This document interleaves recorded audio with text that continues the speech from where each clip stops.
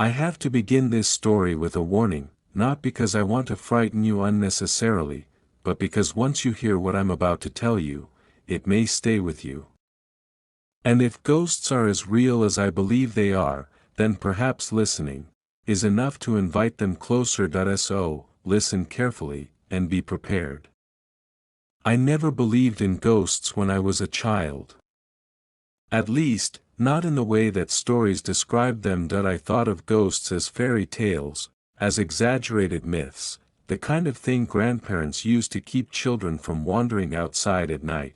But life has a strange way of teaching you lessons you never wanted to learn, and mine began when I was 9 years old. In the summer we moved into a house that changed everything.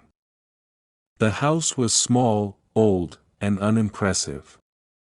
It didn't stand out on the street. It wasn't the kind of place anyone would call haunted just by looking at it. No peeling shutters, no broken windows, no ominous black cat in the yard. It was just ordinary.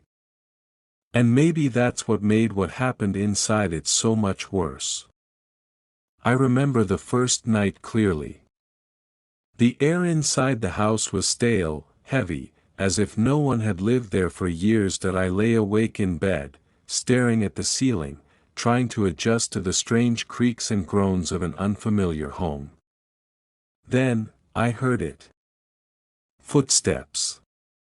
Slow, deliberate, dragging footsteps. They moved across the hallway, pausing just outside my door.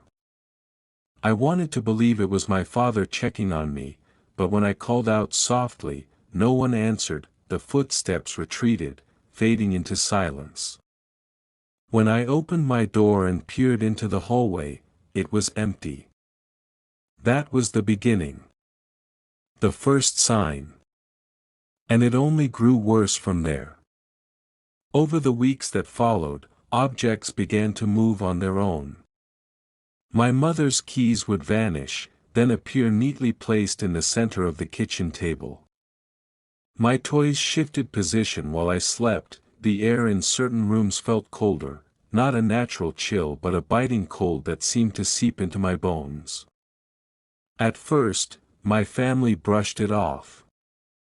We laughed about the house being old, about drafts and loose floorboards, but at night, when the laughter faded, I heard more than footsteps. I heard whispers. Low, hushed voices calling my name.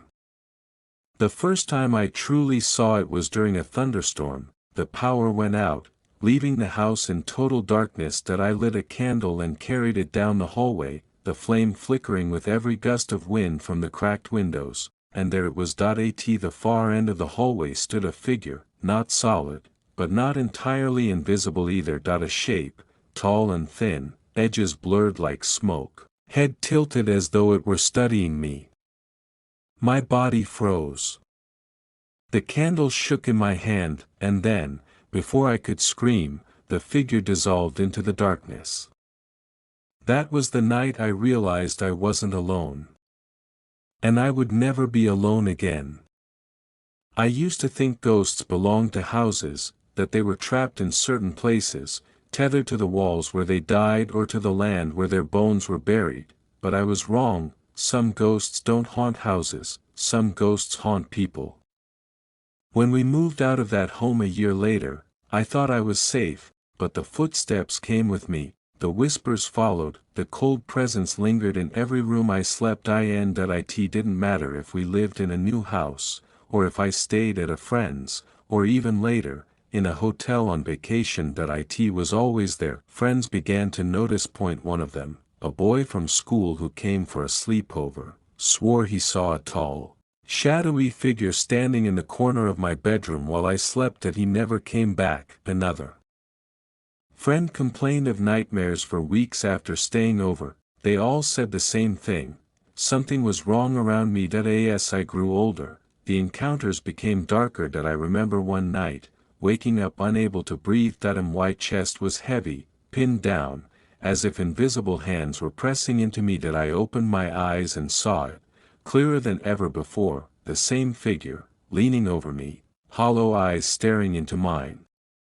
And for the first time, It spoke, not in words I could understand, but in a guttural, bone-deep sound that rattled through me. That I broke free, gasping for air, drenched in sweat, but the sensation of its hands never truly left me. It was only much later, when I began to research, that I realized my experience wasn't unique. Stories of ghosts that attach themselves to people exist all around the world. That I read about a case in Japan, where a woman claimed a spirit had followed her for decades, appearing in photographs as a blurred shadow behind her. In Mexico, I learned of La Llorona, the weeping woman, who was said to cling to travelers, following them for miles, and closer to home, I found police reports from the 1970s of a family tormented by an unseen presence that drove them from 3 different houses, always reappearing wherever they went. What terrified me most wasn't just the similarities. That it was the patterns, the whispers, the shadows, the breath on the skin at night. Always the same. That I realized then that whatever was with me was not tied to a building or a grave. It was tied to me. Over the years, I tried everything to rid myself of it. That I spoke to priests, who prayed over me and sprinkled holy water in my home. For a while, the presence faded, but then it came back, stronger. That I visited spiritual healers, who burned herbs and chanted over me. They told me it was a restless soul, attached to my energy, but their rituals didn't work. At one point, I convinced myself I was losing my mind, that maybe this was all some elaborate trick of my brain. But then, other people began to see it, not just friends, but strangers. A coworker once asked me why I always let someone stand so close behind me. When I told her no one was there, she went pale and never mentioned it again. The most frightening encounter happened when I was in my 20s. I was living alone by then, in a small apartment. One night, I woke to find the figure standing at the foot of my bed, not blurred, not half seen, but clear, solid, as if flesh and bone. Its hollow eyes locked onto me, and in that moment, I felt something I can't describe, as though it were trying to pull something out of me. My very soul. I screamed, louder than I ever had in my life, and just like that, it was gone. But I knew it hadn't truly left. I could fill hours with what happened after: the shadows in mirrors, the voices recorded on phones, the sudden cold that followed me everywhere. But what haunts me most are the stories I've read of others like me, people who lived their whole lives followed by something they couldn't escape. A man in England who claimed a ghost had whispered to him every night for 40 years. A family in India who said a spirit lived in their very shadows, visible only at sunset. Countless stories, scattered across cultures, across time, each one echoing the same truth: some ghosts choose you, and when they do, there is no escape. I'm older now, but it hasn't stopped. If anything, it has grown stronger. Even as I speak these words, I can feel it here with me. Watching, waiting. So let me leave you with this warning: ghosts are real, they are not stories, they are not myths.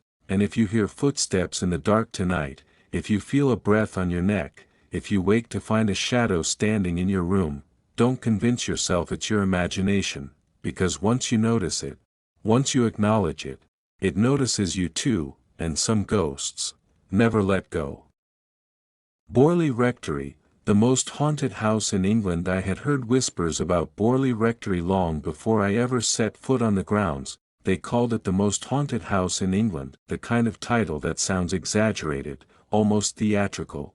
But the stories carried a weight that no rumor could invent. People spoke of ghostly nuns drifting along garden paths, of headless horsemen galloping through the night, of messages that scrawled themselves onto walls as though the house itself were trying to speak. For years, I told myself it was legend, but then, one night, I decided to go see for myself, and that decision has never stopped haunting me. The first thing that struck me as I approached the rectory was how ordinary it looked from a distance. A tall, brick building, weather-worn, its windows dark and empty.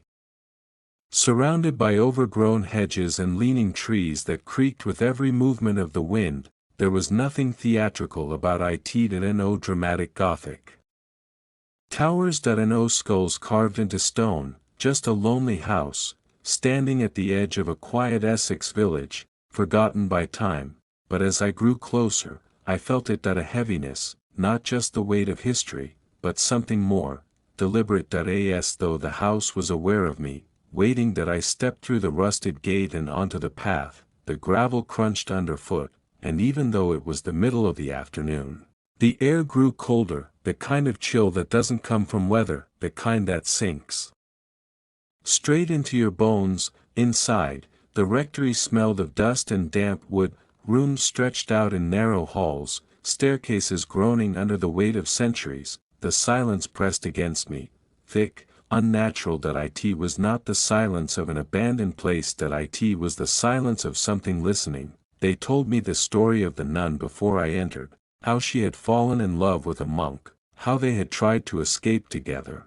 only to be caught, that he was executed. She was bricked alive within the walls of the convent that once stood here, and her spirit, they said, never left. It was in the garden that people most often saw her, drifting along the path in her habit, head bowed, hands clasped as if still in prayer, always walking, never speaking, condemned to wander forever. I remember standing by that path, half daring myself to look into the hedges, half praying I would see nothing, and then, movement, not a shadow, not a trick of light, but a figure, tall, cloaked in gray, drifting silently along the garden walk. My throat closed, every hair on my body stood on end. I could not move, I could not blink, and as she passed, I swear, she turned her face toward me, pale, hollow, and then, she was gone. That night, I stayed inside the rectory.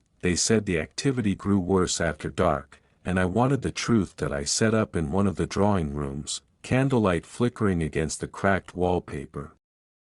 The floorboards creaked with every step I took, though I was alone. I could not escape the feeling of being watched. It started with faint tapping, somewhere above me. I thought it was the wind, but then it grew louder. Deliberate. As though footsteps moved along the floorboards overhead. I climbed the stairs, one hand tight on the banister, the other clutching the candle, but the corridor was empty, only the sound remained, and then, on the wall, I saw it, words, scrawled into the plaster, not carved, not painted, but written, in something dark, words that hadn't been there before. Marianne, help. Over and over, the name repeating like a desperate prayer. I didn't know who Marianne was, but the desperation in those letters chilled me more than the cold air. It was as if the house was trying to speak, or someone trapped inside it. Historians told me later about the messages. They were documented during Harry Price's investigations in the 1930s. Whole sentences would appear on walls when no one was watching, some of them begging for help, some warning of fire, and always, always, the sense of something unfinished. That night, I didn't sleep. I couldn't. Every time I closed my eyes, I heard movement. A chair scraping across the floor, whispers just outside the door, and once, the sound of heavy hooves galloping past the house, though when I looked out the window, the road was empty. The days I spent there blurred together. Time inside Borley Rectory seemed strange. Minutes stretched like hours, hours disappeared in a blink, and always, the sense of being watched. Sometimes, I caught sight of figures in the corner of my vision. A man in a long coat standing at the end of the hall. A woman drifting past a window, once, a child's face peering out from behind a curtain, but when I looked directly, they were gone. Other times, it was physical. A book hurled itself from a shelf. A mirror cracked down the center without a touch, cold hands brushing against my skin in the dark, and yet, it was the silence that unnerved me most, that heavy, listening silence. As though the house was holding its breath, waiting for me to make a mistake. By the third night, I was ready to leave, but something kept me there, curiosity, maybe or fear or the pull of the house itself that I can't explain it. All I know is, I stayed, and on that final night, I heard her, the nun, not just footsteps, not just silence, but her voice that was faint, drifting through the corridor like smoke. A prayer, perhaps or a plea that I followed it. Step by step, heart pounding, and there she was, standing at the end of the hallway, her figure pale against the darkness, hands clasped, lips moving in silent words. Her eyes met mine, and in that moment, I felt her sorrow, her endless grief. Filled me like ice water, crushing, suffocating, and then she faded, leaving me alone in the dark. When I finally left Borley Rectory, the air outside felt lighter, the world brighter, but something had changed in me. That I had seen her, that I had felt her. And I knew she was still there, waiting. They say the rectory burned down in 1939. That the fire destroyed it completely, but those who believe know better. They know the ghosts never left, that the land itself is cursed, that those who walk there still see her, the nun, forever pacing her path, and sometimes, if you listen closely, you can hear the whispers inside the ruins. That I left Borley behind, but even now, as I tell you this, I wonder, did I really leave it, or did it follow me, the way it has followed so many before? Because some houses don't just haunt the ground they stand on, some houses choose you. The Enfield poltergeist, the house that wouldn't sleep. The year was 1977. A working-class street in Enfield, North London, where the houses stood shoulder to shoulder, each one a mirror of the other. Modest brick walls. Windows framed with tired curtains. Doors that creaked with the fatigue of years. To passers-by, it was unremarkable, a place where children played football until the streetlights flickered on, where neighbors traded gossip across garden fences, and where mothers hung damp laundry in stubborn British air. But behind the door of 284, Green Street, the Hodgson family lived under the weight of quiet struggle. Peggy Hodgson, a single mother with 4 children, carried her days with a kind of stoic exhaustion. The father had left. Bills were unpaid. The walls of the house carried not only dampness but the echoes of her worry. Among the children was Janet, 11 years old, restless, and bright-eyed with a kind of curiosity that bordered on defiance. She and her sister Margaret shared a small upstairs bedroom, where their laughter often stretched into whispers long past bedtime. It was in that very room, in the stillness of a September night, that it began. Janet stirred awake, the hum of the neighborhood long since swallowed by silence. At first, she thought it was nothing, perhaps the rattling of pipes, or a neighbor's car door slamming shut. But then, she heard it again, knock. Knock. Knock, measured, slow. Coming from the walls, she sat upright, the blanket clutched in her fists. Margaret whispered from the other bed, her voice tight with fear, "Did you hear that, Janet?" The knocking continued, deliberate and mocking, as though someone unseen was drumming its fingers against the fabric of the night. Peggy came rushing in, her hair undone, her face pale. She searched the corners of the room, her hands pressing against the cold plaster, her voice sharp with disbelief, but the knocks followed them, down the hallway, into the kitchen, and even as they stood breathless in the living room, and then the furniture moved. A heavy chest of drawers, solid oak, scraped across the floor with a groan that set teeth on edge. Peggy's eyes widened as she tried to shove it back against the wall, only to feel an invisible resistance pushing against her strength. Her heart pounded with the awful realization. She was no longer battling weight and wood, she was battling something else. The children screamed. Peggy pulled them close. And in that cramped little house on Green Street, the Hodgsons understood a terrible truth: the haunting had begun. The house at 284, Green Street never truly slept again after that first night of knocking.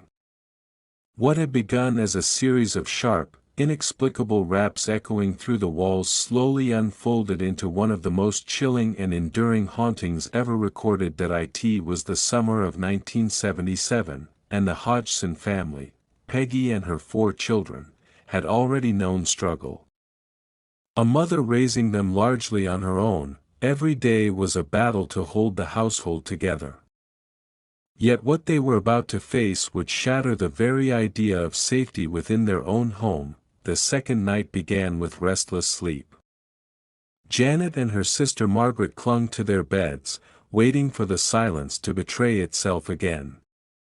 The air in the room felt heavy, as though unseen eyes pressed down on them. Then it came, the knock. This time, not a single rap, but a sequence, like something learning to communicate. 3 knocks. Pause. 3 more, Janet whispered, her voice trembling. Mom, it's happening again. Peggy, weary and skeptical but unable to ignore her children's terror, entered their room with a stern voice meant to mask her own unease. But when she saw the chest of drawers trembling, sliding slowly across the floor toward the girls' beds, her disbelief collapsed. She rushed forward, straining with all her strength to push it back against the wall. Something unseen, pushed back. The drawers lurched forward again, scraping along the wooden floor, as if dragged by invisible hands. Peggy's heart pounded. Stop it. Stop it now, she cried out, but the force didn't yield. The following nights were worse. Objects hurled themselves across rooms. Chairs overturned. Cold gusts of air blasted through the house with no source. The children screamed that voices whispered to them in the dark. Neighbors soon became witnesses. One evening, Peggy ran next door, pleading for help. When neighbors entered, they too heard the loud, deliberate knocks reverberating through the house. Toy Legos and marbles began pelting them from the air, seemingly launched by no hand at all. When they picked them up, the objects were hot to the touch, as if burned by some unnatural energy. The neighbors urged Peggy to call the police. And when the officers arrived, they did not come expecting ghosts. But even their skepticism faltered. As one constable stood in the living room, a chair slid several feet across the floor, halting just before it touched the wall. They examined it, looking for wires, tricks, finding nothing. Later, the officer admitted in a written statement that she had witnessed something she could not explain. News spread quickly. The press caught wind of the disturbance, and soon the Hodgson home became the center of frenzied attention. Photographers, journalists, and investigators arrived, each hoping to capture proof of what they had read in sensational headlines. But proof, in that house, came at a cost. Janet, 11 years old, slight, pale, with wide eyes that seemed always brimming with fear, became the epicenter. She began to experience what none of the others did. At first, it was faint whisperings in her ear at night. Then, deep growls that did not belong to a child's throat.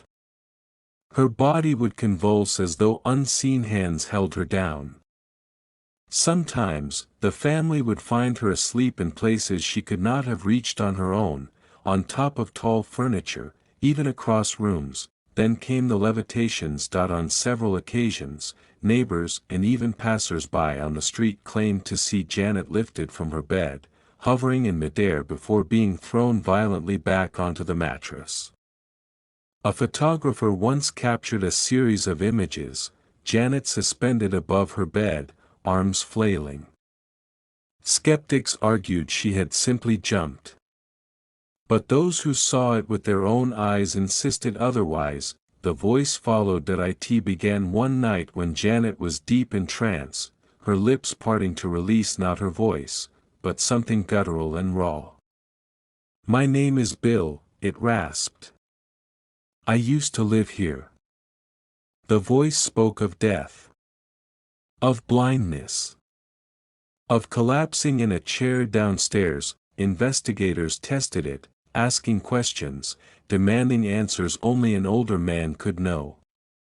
The voice responded, through Janet, with details of the house's past that the girl could not have known. Doctors examined her, baffled at how her vocal cords could produce such sounds without damage, but the entity was not content with words. It wanted power. And fear. Crosses were torn from walls. Furniture was overturned in front of crowds. Curtains wrapped themselves tightly around children's necks, as though trying to choke the life out of them. Janet would be hurled across rooms, landing with bruises she could not explain. The Society for Psychical Research, SPR, sent Maurice Grosse and Guy Lyon Playfair to study the case. They spent countless nights in that house, documenting, recording, and enduring the storm of phenomena. They heard the knocks, the growls, the disembodied voices. They watched objects soar through the air. They watched as Janet, in trance, seemed no longer herself, but the case was never simple. Skeptics claimed the children exaggerated, even faked some events for attention. Investigators argued among themselves. Was it a hoax? A game that spiraled out of control?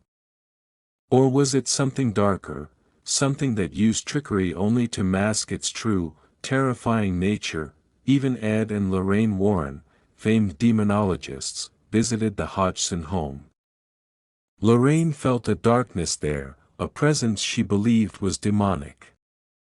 Ed warned that it was not just a spirit of the dead, but something far more sinister, feeding on the family's fear, growing stronger with every scream, every prayer unanswered. Months bled into years.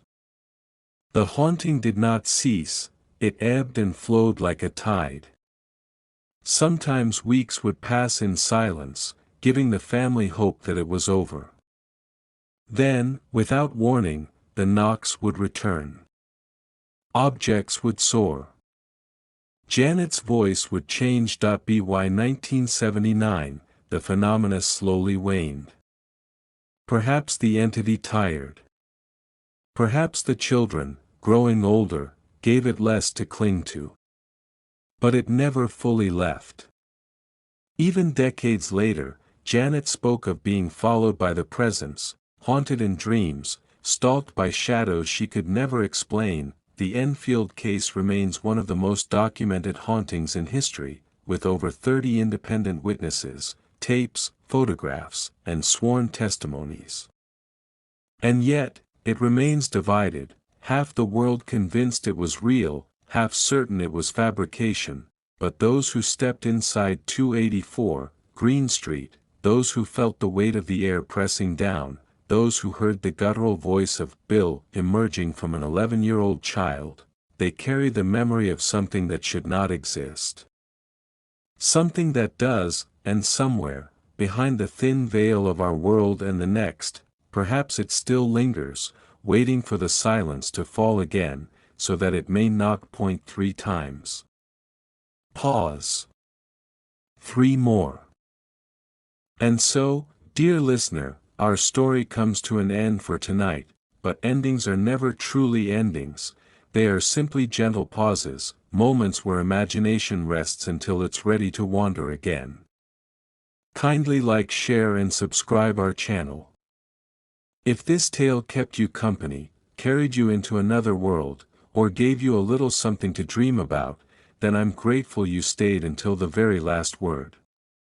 Your presence here makes every story alive. Before you drift away into sleep, or step back into your day, remember to stay with us for the journeys yet to come. Many more voices, mysteries, dreams, and forgotten worlds are waiting. That if you enjoyed this story, please don't forget to like, share, and subscribe.